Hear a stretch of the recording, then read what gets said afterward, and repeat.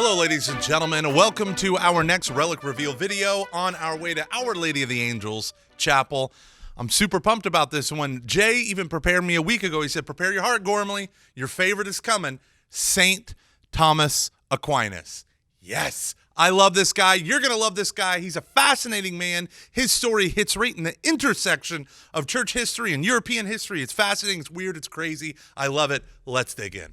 St. Thomas Aquinas was born in the year 1225. He lived to be about 50 years old, dying in 1275, on his way to a council to help reunite the East and the Western churches. Very sad, tragic that he died. But when he died, they knew he was going to be a saint. He died at this monastery, and they immediately chopped his head off, boiled the flesh off his body, and then tried to hide his skull so that they could keep relics for themselves. The Catholic Church is a weird place, but hey, it's a relic story. I thought I'd throw it in at the beginning. Now, why is Thomas so amazing? Why did I pitch? Why am I doing a big sell? This is not clickbait. Thomas Aquinas, in his family, his heritage, the way he lived his life, the religious order that he joined, all of it coalesced to be this crazy epochal moment in the history of Christianity. So think about the Imperial Romanum, right? Imperial Rome in the early days of the church, right? Paul had access to all these different cities because he could walk Roman roads.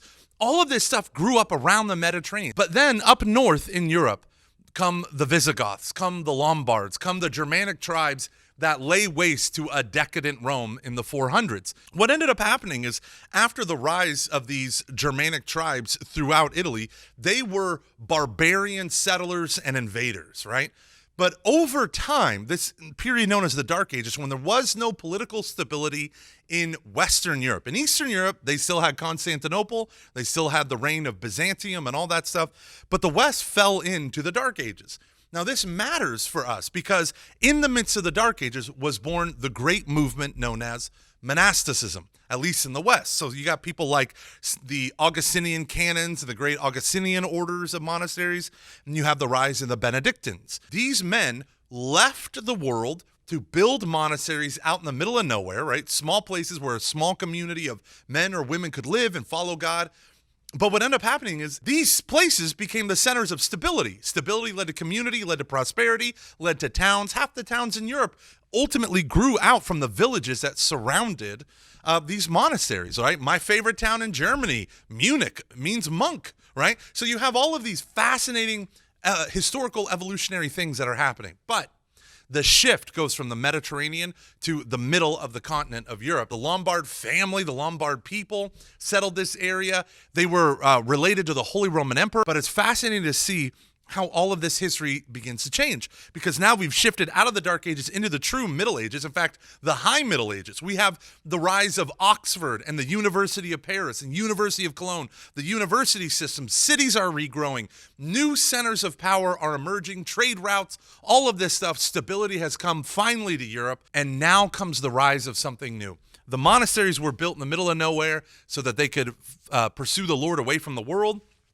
Then the world grew up after them and around them, but then they were no longer near or in the city centers. How can we get access to literally hundreds of thousands of people in these cities who are nominally Catholic?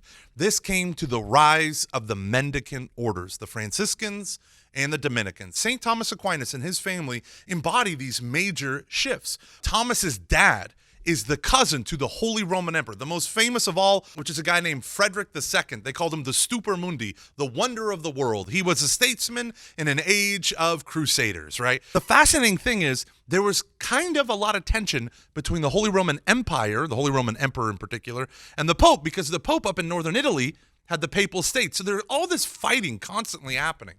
Well, what happens is St. Thomas Aquinas' dad teams up with his cousin, and they sack one of the strongholds of the papal world, which was Monte Cassino, a Benedictine monastery, one of the most famous in all of Italy. Years later, he would take his youngest son and send him off to Monte Cassino as a way of kind of repairing the damage done to the papacy and all that stuff. So young Thomas goes to Monte Cassino. Now, he's a nobleman. My son's not just going to be a monk. My son will be the abbot when he's of age. He's studying all of this stuff right now in Monte Cassino. He begins growing in his intellect, but something crazy happens. We lost Aristotle. I don't know how do you lose a philosopher, Jay? Where'd he go. We lost almost all of the great works of Aristotle. We had a couple that endured, but almost all the great works of Aristotle were lost. In the 400s, the Nestorians were using an Aristotelian framework, had a lot of his books and the copies of his books, and when they were booted from the Roman Empire, they went to Persia. Then you have, in Saudi Arabia, the rise of Islam. I told you, this is at the center of like world history. You got the rise of Islam. Islam comes like a crescent around North Africa and then into Eastern Europe. And when they conquer the Persian Empire and the Persian Empire becomes Muslim, what happens? Aristotle goes from Greek into Arabic. And that's where the works of Aristotle are reintroduced. It was actually illegal, according to papal decree, to study the works of Aristotle. So eventually, Saint Thomas, in order to further his education, goes to his dad's cousin's university.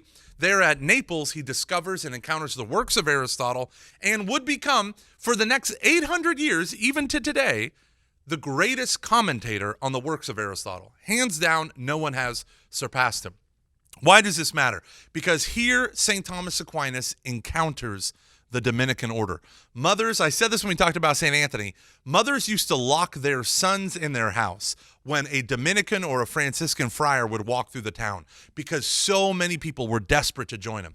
Thomas, who had never professed Benedictine vows yet, he was too young, about the age of 17, adopted the Dominican order. He would eventually become a Dominican, but not until after his dad had him arrested, thrown up in a tower. His brothers had ambushed him. They tried to dissuade him of his vow of poverty, chastity, and obedience by sending a madam upstairs into the tower, and he chased her out, carved a cross on the door with a hot poker, and then gave his life to the Lord. And his mother would eventually let him out of this prison because, hey, it's better than making him agree with us. It's better than us capitulating to him. And she really did love her son, and it was a weird situation. She lets him out. He escapes, and he goes into the Dominican order where eventually he professes. People don't understand. The mendicants were not viewed with high esteem. They were viewed as very suspicious, very sneaky, as all disruptors are, all innovators. Like, what are you doing? We already have the established order. But here they come up, and they do the thing that the world needs for the gospel. So what does Thomas need to do? He needs instruction. Now, here in the University of Cologne, he would meet one of the greatest men in the history of the world, Saint Albert the Great, Albertus Magnus. Saint Albert the Great was a firebrand. He knew a little bit of everything. Thomas, just imagine this kid, right? He's the youngest kid. He's been through kind of a lot by the age of 17, 18 years old, right? He's very quiet, and he's very big. And he's very chunky, right? He's a big nut. He's a big boy. So there Thomas is sitting in class with these Dominicans. They're studying, and he's not saying a word, basically.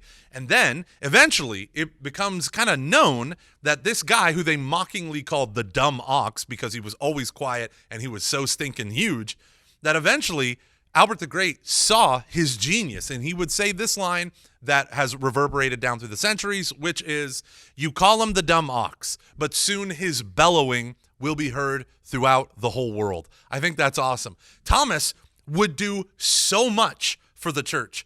He dedicated himself both to the Dominican mendicant life and to a life of the mind, an intellectual life for the sake of the church. He would eventually go to the University of Paris. Now, the important thing is this is when Thomas begins doing a lot of his masterwork that would lay the foundations for literally the next 800 years in the life of the church. Thomas is as big a figure, if not bigger, than St. Augustine was for the church fathers for the Western church. So as Thomas begins, he's getting all of these texts from Aristotle that are coming through the Muslim world, through the Ottoman Empire, into Spain, into Sicily, but they don't come alone.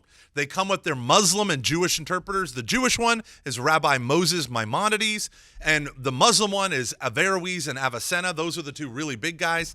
And it's fascinating because these men bring in their interpretive tradition alongside it. Averroes was interesting. He tried to play both cards of philosopher and theologian in the Muslim world. The Muslim world became very skeptical of Aristotle as he represented reason without divine revelation.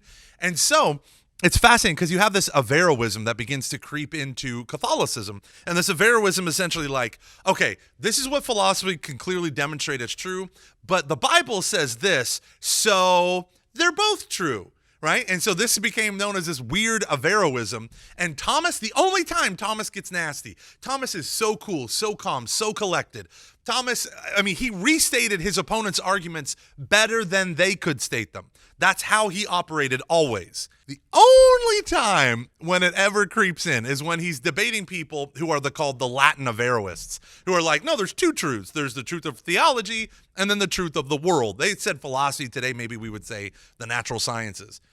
And he just destroys them with essentially a teaching that has become so core to the Catholic Church, which is God, who is truth itself, cannot contradict himself, whether by the book of nature or by the book of Revelation. Truth cannot contradict truth. We just don't understand it correctly. So his writings take on the form of these very debates that they would have. You start off with the strongest objections possible. And then he presents an authoritative argument, drawing on a church father, a philosopher, whomever. And then he goes through and he lays out the thesis of his statement, and then one by one demolishes the objections. He was in the middle of incredible, not just debates with people who were alive at the university, but with debates with the church fathers and different philosophers down through time. The Summa Theologiae, which is his greatest work, it's his mastery summary of theology, and it's like 2,500 pages, so the word summary is a little loose there. But when you go through it, right, you actually you realize, you can just come up to different things and plug in more objections. It was supposed to be like a dialogue, right? Plato, the great Greek philosopher, had these wonderful dialogues. This is like a scholastic, rigorous, objectified form of those arguments. Here's the objection, here's the statement, here's the contrary, here's the explanation, and here's my response. It's meant to be open. So what happens? Well, Thomas gathers all of this and this approach, this style, and the Dominican order is like, oh, we need you. So he begins walking all over Europe because the Pope would call him, the Dominicans would call him. He eventually would help craft one of my favorite experiences, which is the Feast Day of Corpus Christi. He helped to organize the feasts with the Pope. He wrote many of the prayers that we pray when we do things like Eucharistic adoration and all this stuff. And it's amazing that this theological mind, this philosophical mind, could just crush poetry as well. And it is beautiful. His prayers are beautiful, his poems are beautiful, and they are solid works. Here's a funny story. I love this. So the Dominicans were invited in Paris to go to the court of Saint Louis, right? The King of France. The town Saint Louis is named after, right? So they're in the court of Saint Louis, right? And all the friars are there, and they're in his court, and they're all talking, and they're having this great feast. And Thomas isn't paying attention to anything or anyone. And slowly people see his hand raise up, and he's just staring up to the ceiling. And he was a big guy. Remember, he was a big guy. They actually would cut a little semicircle out of his table so he could sit closer to it. He was sitting there, and he would raise his hand, and he smashes his hand down.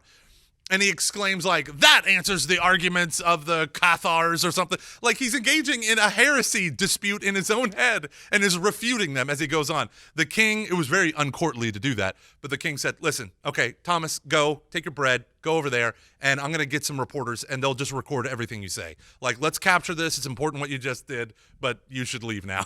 So that was him, always thinking, always churning. He would do all of his writing beforehand, staring at the tabernacle. In fact, when he couldn't understand a concept, how to solve a problem, he would gently tap his head or bang his head against the tabernacle, begging Christ for wisdom and illumination. One of the most beautiful things is before he finishes the great Summa Theologiae, he would be granted a unique and singular vision from Christ. He looks up at a cross while praying. Brother Reginald, one of his best friends, overheard this. And Christ said, what do you ask? You've written well of me. What do you ask? And the great line that Thomas says, nothing but you, O Lord, nothing but you. What will you have? I'll give you anything. Nothing but you, O Lord. Apparently, he would tell Brother Reginald that he had such an amazing vision of what awaits those who die in the graces of Christ, that all of his writings was but straw compared to what he haw. Compared to what he haw. Oh, Thomas, you are going to disown me. All of my writings are but straw compared to what I've seen. What can we draw from the life of Saint Thomas Aquinas? Number one, he was not afraid to engage his culture. Number two, he studied and learned his culture. It's the idea of you have a newspaper in one hand and the Bible in the other. You read the Times and then you read the Eternities. He understood that to change the world, you had to engage the world, but not on the world's terms, always on the terms of the gospel. Thomas lived what he preached, and he preached what he lived. He walked humbly in the path of the Lord. Now, he also put his full capacities. Being humble doesn't mean you don't do anything, right? He did everything for the glory of God, meaning his considerable intellect he dedicated to the pursuit of the truth inside the church. Thomas built a bridge between faith and reason. Now, I don't know about you, but I hate it when people attack me. I don't know about you, but I hate it when people undermine me or object to the things I say. This is not a normal thing to actually like it. What Thomas taught us in his disputed questions, in the manner of the way he lived his life and dealt with people that we could call enemies, was he did it through justice and charity. You might know something I don't know. So I'm going to let you talk, and I'm not going to take you for granted or what we're talking about for granted or what I believe for granted. I might be wrong. I like this phrase, strong opinions loosely held. Thomas Aquinas had his views, argued his points, but he listened. I like to shut people down and not listen because it makes it easier for me to hold my precious beliefs. Thomas did not believe that. He didn't straw man his opponent's arguments. He didn't ignore their arguments. He made them as strong as possible before he responded. And you know what happened? Those people stopped being opponents and they started becoming friends. That's the important thing. We live in a culture that is hyper divided. Subdivisions are divided within those subdivisions. Here's the deal. Thomas Aquinas can lay that path as an example for us to be faithful. Also, bring your problems to the tabernacle. If you haven't been in the church in a long time, like you haven't been to Mass, then at the very least, come to church during the day. Sit in front of our blessed Lord in the Blessed Sacrament. Be at peace. Bring your problems, struggles, and trials before the Lord. Read his prayers. I would encourage everyone to get the book of Saint Thomas Aquinas written by G.K. Chesterton. It is worth your time to read Chesterton's view. I love it. It is amazing. So, brothers and sisters, Thomas can teach us a lot, not just from the Summa, but from his way of life. He would write tons of works. He would have 3 secretaries that he would dictate 3 separate essays to while writing a 4th. Totally different topics. Can you imagine that? That's how he was able to produce an incredible amount of written works. The guy was amazing. But more than that, he was a saint. And you and I can be saints too as we imitate Saint Thomas Aquinas as he imitated Christ. Brothers and sisters, we are on the road to relics. More relics, all the relics on our way to Our Lady of the Angels Chapel. We just hit number 18. That means we are 2/3 of the way done. We got 27 relics total. 26 of them are saints, baby. And we are going to go through this, and I'm loving this. The groundbreaking is coming up. Lent is coming up. Let the saints be your guides through this year. May God bless you, God love you, and stay classy.